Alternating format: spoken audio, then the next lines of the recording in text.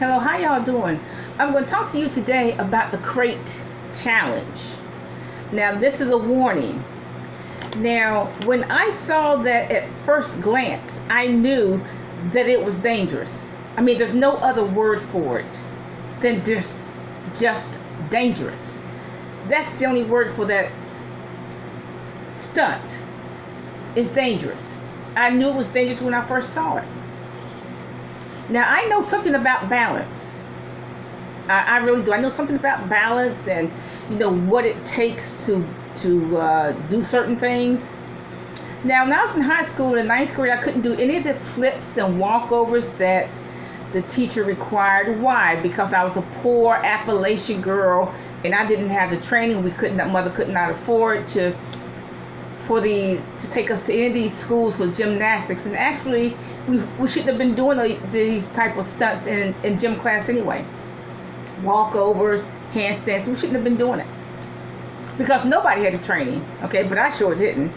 But as I got older, about 11th to 12th grade, what I did, I bought the books. No, I didn't buy the books. I went to the library and got the books on Introduction to Gymnastics and Introduction to Modern Dancing. That's what they called it back then, modern dancing.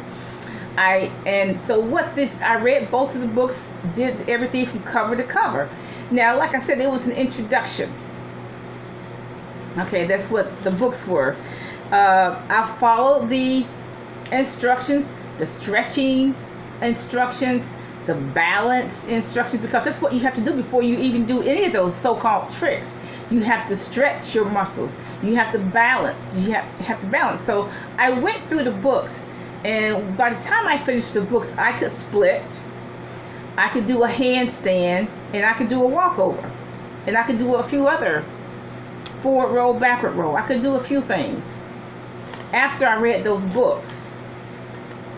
Now, but like I said, they were total introductory books. They taught you how to balance, stretch your muscles, etc. It's like I said, so I know something about balance. I know what it takes to do certain things. I'm not a super athlete, but I do know something. The problem with those crates is that, first of all, those crates are not made for that. Those crates are not made for standing. Okay, even if you just take one of those crates and say, okay, I'm going to use it as a platform so I can, put this nail in the wall. You have to be careful with that because it's hard to even stand on one crate because of the type of plastic that it's made from. It is not made to interlock. Those crates are not made to interlock. They just molded from some type of flimsy and cheap plastic. They're not made for standing on. They're only good for what they are, storage crates. Even if you put one crate on top of the other, they may collapse and you haven't stood on, you just put stuff in it. If you put one crate on top of the other, they still may fall because of the type of plastic they are made of, and they're not made for anything else but storage. They're not made to be walked on like that. You can, like I said, you can't even use them to say, okay, I'm going to use this as a platform so I can put the curtains up or so I can put a nail in the wall or something. You're going to fall if you use that. I've known that for years, that if you step on those crates and you're just trying to put the curtains up, or if you're trying to put a nail in the wall, you're going to fall. I've known that for years. So that's why I've never stepped on them, y'all. The other problem is that you have to be maximum 120 pounds or 130 pounds to get on those crates like they're getting. You shouldn't be any more than 130 pounds. You should be very slender. And what I'm seeing is a lot of big fat people, a lot of big fat chunky people getting on those things, and they have no balance. Because that's what I learned when I got those books, is balance. They don't have no balance. They have no sense of balance. They're big and fat. They're too muscular. They're just not used to doing that. But they have no sense of balance. Okay? A lot of people are falling on their spine. And if you fall on your spine, there's nothing the doctors can do about it. Nothing. They cannot repair your spine. All they can do is give you a bunch of morphine to control the pain. They cannot repair your spine. I repeat, that doctors cannot do anything if you fall on your spine.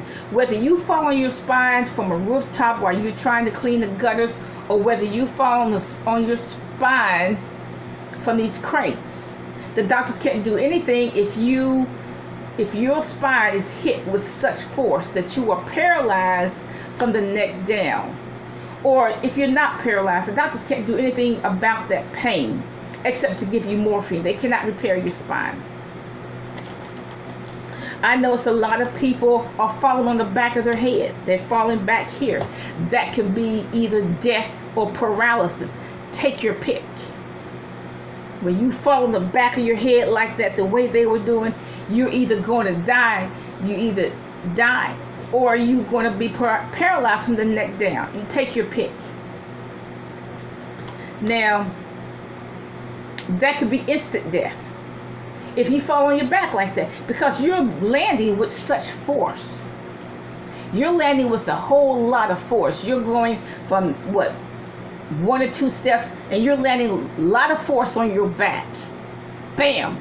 You're landing with a lot of force. See, your back of your head is hitting the other crates. Okay? And those crates are sharp plastic. The back of your head is hitting those crates. And you may either be, that could be instant death, or it could be paralysis from the neck down. Now, that's not to mention, I see people's arms flailing. I see people's legs flailing. There's no telling what kind of injuries you have on your arm, your elbow, your hand, or your leg. Okay, because when people fall, see, they're flailing. Because, one thing about Appalachia, you learn how to fall as a child because you're going up and down the hills, running, sometimes you're walking, and you learn how to fall properly so that you can minimize your injury. Everybody knows how to fall in Appalachia because when you're going up and down the hills, you fall from something. Okay, but a lot of these people who are doing this, they don't know how to fall. So when they fall, their arms just flail. Their legs just flail. Okay? Their arms, legs just go everywhere. So there is no telling what kind of injuries people are having on their leg bones, the arm bones, and the shoulder. And look, let's just say that the doctors didn't find any injuries. 20 years down the road, 40 years down the road, you may have to have a shoulder replacement, knee replacement. Who knows? It's going to hurt years down the road. You may have a very minor fraction that they cannot pick up on x-rays, but it's going to give you problems down the road. Now look, 2 days in the hospital is over $200,000. So if you're in the hospital and you got paralysis in your neck from the neck down, that could be a 13-day stay in the hospital. Can you imagine the bill? Well over $1 million, okay? Now, I think this is a form of Russian roulette, except you're using crates. It's a form of Russian roulette. Okay? And it's a distraction. And what you should be, particularly you young black people, you young black males, stop following the crowd. Your followers, stop following the crowd and doing everything other people tell you to do. Stop being a robot. Stop being a puppet. Puppet masters. Stop being a puppet. This is a distraction. And what you should be doing in this time of COVID is looking for a job or trying to use your brain to find out what you can do for self-employment. You should be using your creativity to find what you can do for self-employment. That's what you should be doing. If you can go to school, if you can go to technical school or school is vocational school, that's fine. I mean, in some areas you can go to vocational school and it's totally online.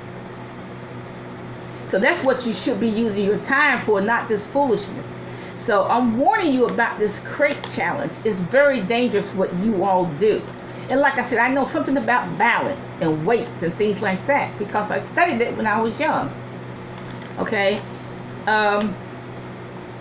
These crates are not made for that. They're made of a cheap plastic that break easily.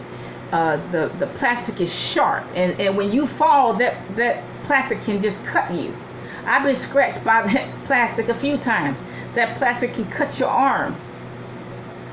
Okay, these crates are not made for that.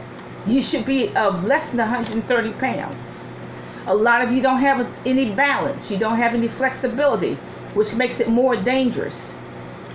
A lot of people are falling on your spine, and I'm telling you, there's no cure if you fall on your spine. All the doctors can do is give you morphine to kill the pain. So if you fall on your back, that could be paralysis or permanent long-term pain. Some people's neck, I can see it. It makes me cringe. They hit the back of their head. That could be instant death or instant paralysis from the neck down, and there's nothing the doctors can do about it. When you all fall, your arms are flailing. Okay, so there's going to be a lot of damage to your arms and legs. And like I said, the doctors may not see it on the x-ray now, but they're going to see it on the x-ray 5 or 10 years from now, 20 years from now, when you have to get a replacement. Okay, so when you fall on your spine, that could be death or instant paralysis. When your neck hits the back of that crate, that could be instant death or paralysis from the neck down. Stop following the crowd. The crowd tells you to get on those crates, and you do it without thinking. Y'all gotta think. Particularly you black males, you gotta think when you stop following the crowd. You all are followers. Stop following the crowd. You keep doing what other people tell you to do. If they tell you to jump, you tell them, where's the lake? They tell you to jump in the lake, you say, well, where's the lake? You all need to stop being followers. Stop being followers of the crowd. Think. This is very dangerous what you all do. Bye.